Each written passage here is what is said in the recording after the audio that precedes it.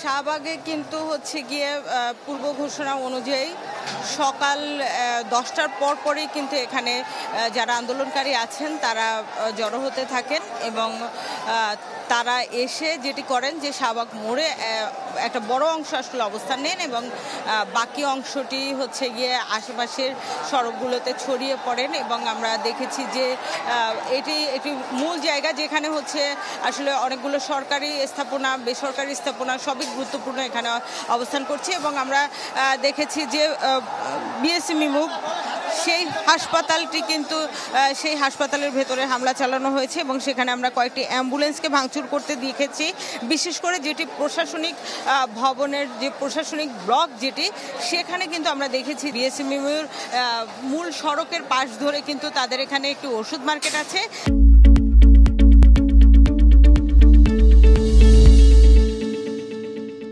সেখানেও আমরা দেখেছি ভাঙচুর চালিয়েছেন আজিজ সুপার মার্কেট, সেখানেও ভাঙচুর চালিয়েছেন এবং বড় একটি অংশ তারা শাহবাগে অবস্থান করছেন এবং তারা শাহবাগে অবস্থান করে তারা তাদের যে দাবি সেই দাবির সপক্ষে স্লোগান দিচ্ছেন এবং এখন আমরা দেখছি যে একটি মোটর বাইক সেটি ভাঙচুর করা হচ্ছে এবং সেটিতে আগুন জ্বালানোর জন্য অলরেডি সেটিতে আগুন জ্বালানো হয়েছে এবং সেই আগুনে একটি বাইক জ্বলছে।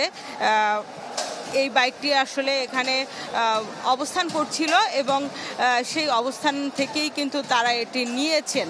আরেকটি বিষয় বলে রাখি যে এই জায়গায় কিন্তু সকালে যখন আসলে আন্দোলনটা শুরু হয় তখন এখানে আসলে অফিসগামী লোকজন বেশি যাতায়াত করছিলেন এই সড়ক দিয়ে এবং সেই অফিসগামী যারা আছেন তারা কিন্তু আসলে কিছুটা বিপদেই পড়েছেন, কারণ যখন আন্দোলনকারীরা আসে তখন যানবাহন বন্ধ হয়ে যায়। এখানে যেহেতু দুটি হাসপাতাল আছে, রোগী এবং রোগীর হচ্ছে গিয়ে সাথে যারা অ্যাটেন্ডেন্ট থাকেন তাদের যাতায়াত এই এলাকায় অনেক বেশি এবং সেটি কিন্তু হচ্ছে গিয়া তারা কিছুটা ভোগান্তির মুখে পড়েন। তবে যারা আন্দোলনকারী আছেন এখন পুরোটাই কিন্তু আসলে তাদের দখলে আছে পুরো এলাকাটাই এবং এখানে এই যে যারা অবস্থান করছেন যারা আজকে এখানে অবস্থান নিয়েছেন তাদের মধ্যে আসলে আমরা যেটি দেখছি যে যারা শিক্ষার্থী আছেন তাদের সংখ্যা আসলে খুব কম পরিমাণে, বরঞ্চ বেশি পরিমাণে হচ্ছে গিয়ে শ্রমিক শ্রেণীর মানুষ, তাদেরকে আমরা বেশি দেখছি এখানে।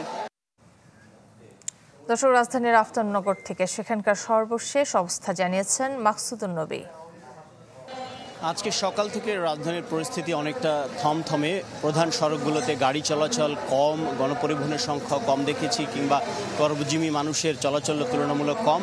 আর এই মুহূর্তে যেখানে দাঁড়িয়ে আছি আফতাবনগর এলাকায় ইস্ট ওয়েস্ট বিশ্ববিদ্যালয়ের সামনে, সেখানে শিক্ষকরা জড়ো হয়েছে, শিক্ষার্থীরা জড়ো হয়েছেন। এখানে ইস্ট ওয়েস্ট ইউনিভার্সিটির, BRAC university, ideal school and college সহ আশপাশের কয়েকটি শিক্ষা প্রতিষ্ঠান থেকে শিক্ষার্থীদের আমরা আসতে দেখেছি।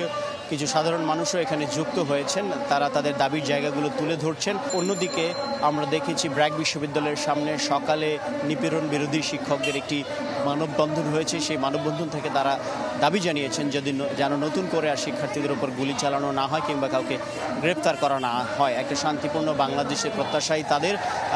এই উদ্ভূত পরিস্থিতিতে পুলিশের উপস্থিতি কিন্তু আজকে তুলনামূলক দেখা যায়নি অনেক প্রধান সড়কগুলোতে কিংবা এই আফতাবনগর এলাকাতেও এখন পর্যন্ত দেখা যায়নি। তবে আমাদের কাছে খবর আছে যে বিভিন্ন আবাসিক এলাকায় বা রাস্তায় রাজনৈতিক দলের কর্মী এবং পুলিশের কিছু অবস্থান রয়েছে। তো আমার কাছে এই সব শেষ।